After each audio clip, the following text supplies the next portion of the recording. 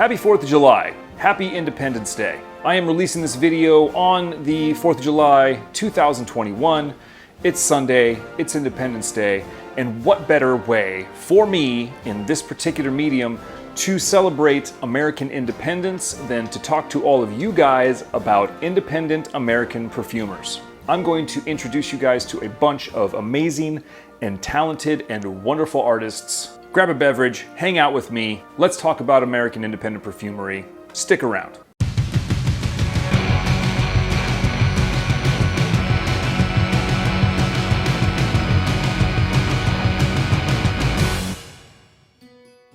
Hey, what's cracking YouTube? I'm Brandon. Welcome to DaVinci's Alchemist, your blue-collar guide for drinking well, stinking pretty. It's the 4th of July. You might be asking yourselves, what the hell are we doing in your kitchen? Well, the fact of the matter remains that this is the biggest workspace that I have to showcase and hold up and show you the quantity of fragrances that I have laid out for today's video. Before we get started, subscribe, like my stuff, notification bell, Ko-fi account. That's it. One of my favorite things about the fragrance industry is, of course, if you've watched my channel in the past, it is independent American perfumery. It's independent perfumery in general. And I'm super proud of the folks the artists really, that create perfumery here in America, self-taught individuals. A lot of them carry over from previous artwork, and it's something that I'm really obsessively into. So today I'm going to bring to your attention quite a few really wonderfully talented human beings. Now, I could wax poetic about a ton of different houses, but I don't have a lot of time. I don't want to turn this into a 3-hour treatise on American perfumery, but what I want to do is bring 6 houses to you guys' attention, ones that I have quite a few bottles of or am in process of getting a few bottles of. But before I do that, I want to talk about a couple of other ones that I have a lot of. Some of these I have quite a few bottles of as well. Ones in particular, I've already done a house overview. You can go check out that video over here. January Scent Project. Writer for Fragrantica, musician, perfumer, makes great, amazing fragrances. Dawn Spencer Hurwitz, I only have one bottle of her work. My understanding is that her library is prolific. I need to get some discovery kits so I can check out the rest of her stuff. Also, La Curie, which myself and Chris will be doing an episode of The Kilted on here relatively soon. Make sure you guys are on the lookout for that live stream. There is, of course, one of my favorites, and I've talked about them frequently, which is Imaginary Authors, Shawn Maher. I have, I think, 7 to 8 bottles, like full bottles of his fragrances.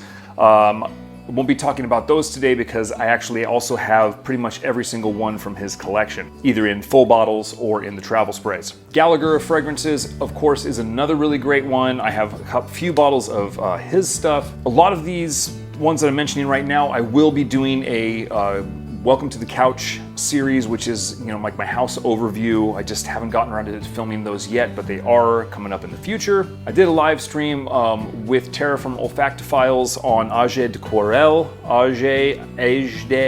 I'm terrible with French, but Age de Quarel, thank you, sorry about that.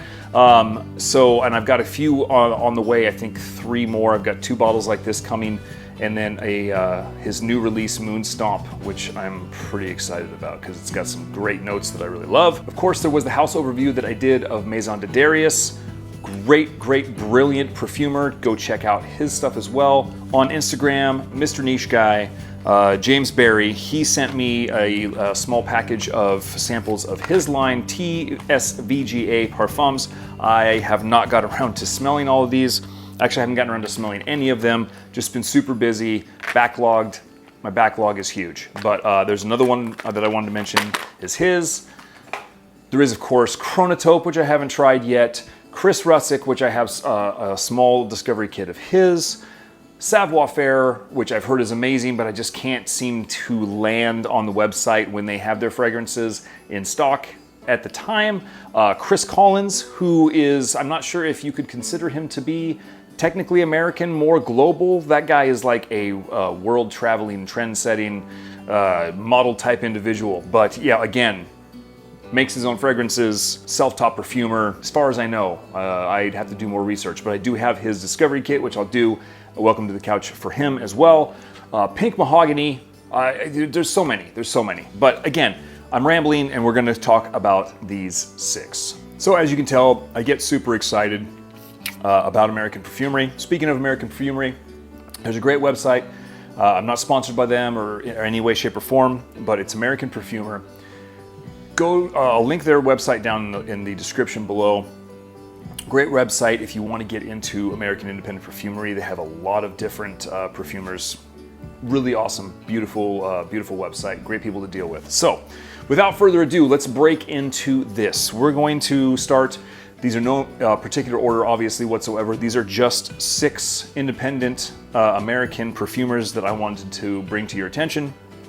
First, we're going to talk about Motif Olfactif, which is Mr. Oz, of course, Oswald Paré, I think is how you say his last name. I am waiting, not waiting, but I'm going to be ordering a few of his bottles, but I'm just waiting on being able to make the cash. I'm broke. So I do have a few of his fragrances, and I really fell in love with Nectar Boisé. Really enjoy Vetu de Vert. Like I said, I only have 4. I believe Mr. Oz, he has 8 currently in his line, and he is releasing 2 more into July. So be on the lookout for that. Go to his website. I will link all of these perfumers' websites in the description down below as well. So Mr. Oz is, in case any of you didn't know, he was a YouTuber, huge perfume enthusiast, fragrance enthusiast, turned that interest inward and began, checking out how to make fragrances and created his own line. And it's just been a big, huge success from what I can tell. I know that a lot of people have flocked to his fragrances and they really enjoy them. I don't think he's doing anything more YouTube-wise. I think his last full regular video was about 9 months ago.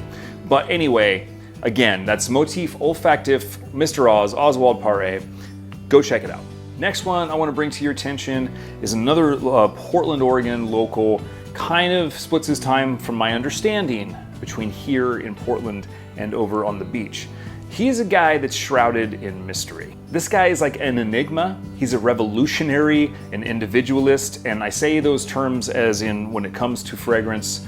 To me, he's chaotic neutral AF. Like, he's the very embodiment of a chaotic neutral perfumer. He does what he wants, when he wants, he releases them when he wants. Josh Loeb, Slumber House. Now, the first fragrance that I ever bought of his was Sabet. And I absolutely love this one. I'm amazed at the combination of aromas that he puts together. He is very non-conventional. There's quite a few fragrances from his line that are extraordinarily dark, like this one. This one is Sova. And they're all really, really amazing. They're a little more on the high end. God, that is ridiculously good. But he also does create some lighter fragrances. This one he released recently, Fierne, and it's more of a almost coconutty, vanilla-y, sandalwood sort of fragrance. Just super innovative with what he creates. You'll never catch this guy making a designer-esque fragrance, ever, period. That's it. He does crazy, crazy stuff with perfumery. Really hard to get your hands on his work, and you have no idea when he's going to release it. Does it what he wants, when he wants. Respect the hell out of him for that, and it makes getting his fragrances all that more satisfying. So that is Slumber House, Josh Loeb. So Maria McElroy, who's next on this list, actually has 2 fragrance lines. She has Aroma M and she has House of Cherry Bomb. Now, she has quite an interesting past. She started off with painting with visual art. I know that she spent some time over in Japan learning different things. My understanding, and you'll have to forgive my pronunciation or if this is incorrect, but this is lifted directly from American Perfumer's website. She studied Kodo, which is the Japanese art of fragrance, Ikebana, which is the Japanese art of flower arrangement, and Koto, which is the Japanese harp. You add all of that together into her already kind of visual artistry, and she creates some really amazing stuff. So far I have Geisha Ocha, which is a really nice light kind of tea and citrus, just really good for meditation and self-reflection. And then I have one that she did with American Perfumer. This is Desert Rouge. Originally there was Desert Rose and Spicy Rose.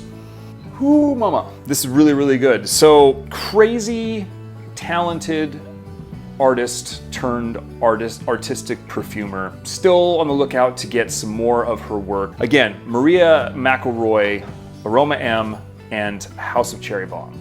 You guys have to forgive me if I'm talking really fast. Currently it's 113 degrees.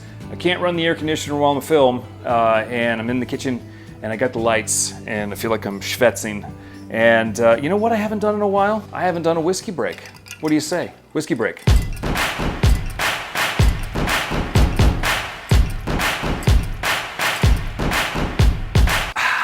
Okay, now that that's over, we'll get into the last three houses on this list. These are ones that I have quite a few bottles of. I want to talk about Fazolic, Bruno Fazolari. So Bruno is out of his fragrance studio is, I believe, out of San Diego. He was a visual artist, or still is a visual artist, that started integrating perfume into his exhibits, and now he has an entire line. I believe he has 11 fragrances. I urge you to go to his website to double check my facts. That would be fantastic. While you're there, pick up a multitude of discovery kits. The first one I ever got from him is, well, not this one, it was Lamp Black. I picked it up down at Perfumery in Portland. Great perfume house. And it was so different than anything I'd ever tried. And then I just started checking out the rest of his stuff, and I absolutely love it. I have Unsettled, which is this kind of nice melon, sandalwood, aquatic sort of fragrance. Great for the summertime in the beach. Kind of creamy with that sandalwood. Faux Secret, which is also kind of creamy, rooty from the orris that's in it. Also really, really amazing. And then finally, after a long, long time of wanting to get it, Montserrat. This is great. Citrus, has this crazy like wet, like spackle, like stuff you use with doing drywall and stuff like. It's insane. Like it sounds pretty weird, but it's a beautiful fragrance. I highly suggest you go check out Bruno Fazolari at Fazolic. Again, he will be down in the description. His website will be, and that is a great, great line of fragrances. Very, very unique, all of them very different. Not a single one of them is like the other. To our next one we go. So Shawn Maher is the next on the list. Now, Shawn Maher was a musician, grew up in St. Louis, and in 2015 he created, pronunciation is a little shitty, sorry, Châtillon Luxe. That worked out pretty good. As kind of an inspirational fragrance line to St. Louis, the way that he sees it, feels it, that sort of a thing. Then in 2020, to kind of further dive deeper into the fragrance as art sort of aspect, he created Maher Olfactif, and that is one that I'm soon filming to do a Welcome to the Couch episode, but there's a few of his that I bought because I absolutely fell in love with them. There's Crystal Moon, very kind of fruity orris fragrance. Tempo Rubato. You got to get your nose on this for me to really fully explain, and I'll explain it more when I do the house overview, but also when I do a full review of Tempo Rubato. It is amazing. It's one of the best independent fragrances that I have. Just beautiful. He also did Madame Chateau, if I'm pronouncing that right, which was a collaboration with American Perfumer. This is a limited edition. I'm sorry, currently you are not going to get your hands on this, which makes me really cool. And I love this one as well. And of course, the rest of his line is great. I think he did another collaboration with American Perfumer that I missed out on, unfortunately. And he just recently produced another fragrance. So putting out the hits is Mr. Shawn Maher. So again, it's Maher Olfactif and Châtillon Luxe. They are both available, I know, in American Perfumer's website. Now we'll get down to the final perfumer slash house on this list of American Independent Perfumery. Take a sip. This one I have quite a few of this is Henley Perfumes, Mr. Hans Henley. So he, as far as I know, I don't know a lot about him specifically, but I know that his fragrance studio is in Brooklyn, New York, and he spent a lot of time as a child in, I believe it was Texas, East Texas to be exact. A decent amount of his fragrances, to me anyway, it translates kind of that time spent, because I get this sort of sense of deep rooted feelings. If that translates properly, I'm not sure. But like I said, I have quite a few. I have Blonde, which is like a wonderful, like suede-y, bright, but also creamy fragrance. Amora, which I friggin' love. It's fruit, resinous. It's really, really great. Of course, there is bourbon, which I know that you guys have heard me talk about before. I have the extrait version, and then I also have the Eau de Cologne version. Both have very different nuances to them. Both stand out, both fantastic. Recent pickups, Cola, which he re-released from his Lab series, and as far as I know, you can't get this again, which I'm really glad that I got this. And then I also picked up Felt, which was another one of his Lab series, and I kind of really dig the bottle because it doesn't say anything. It just has this little piece of felt glued to the front of it. So, I mean, that's kind of self-explanatory. Love it. Artists, they're fun. And then, of course, like the prize in my collection, and that is my wee bitty tiny decant, my tiny bottle that I got of Bloodline, which contains a certain amount of an oil from his family's tree farm down in Texas. This is so fantastic. I'm just gonna sit here for a while and smell this. You guys do your thing. Okay, back to reality. So, Hans Henley, fantastic perfumer. He did his Lab series. It's kind of like he drops the release date for it. You gotta sign up for it really fast. You may get a slot, you might not get a slot. I have never been into the Lab series. I'm hoping that he reintroduces it this next year because I really want to get involved. Love watching the creativity. So again, there is Hans Henley. And that, my friends, is it. That's. I hope that you guys will go check these perfumers out. Get discovery kits. I'm not saying you should blind buy any of this. I mean, I would love to see you guys support the independent perfumery, American perfumery, everywhere. Independent perfumery. I love what they're doing. So artistic, so innovative, so imaginative. Just a great way to kind of delve through the world of artistic perfumery. Go check out the websites, go check out AmericanPerfumer.com. Don't forget to hit that subscribe button. If you're not subscribed to my channel already, hit that thumbs up for the like, mash the shit, kill the shit of that notification bell so you know when I drop future videos. I hope that you guys have a wonderful, wonderful 4th of July. I hope you have a safe 4th of July. I hope that you're taking care of yourselves and each other, no matter what you're doing, no matter where you're going, no matter how you are celebrating America's Independence Day. Make sure that you keep calm, stink pretty, and I'll see you guys in the next one.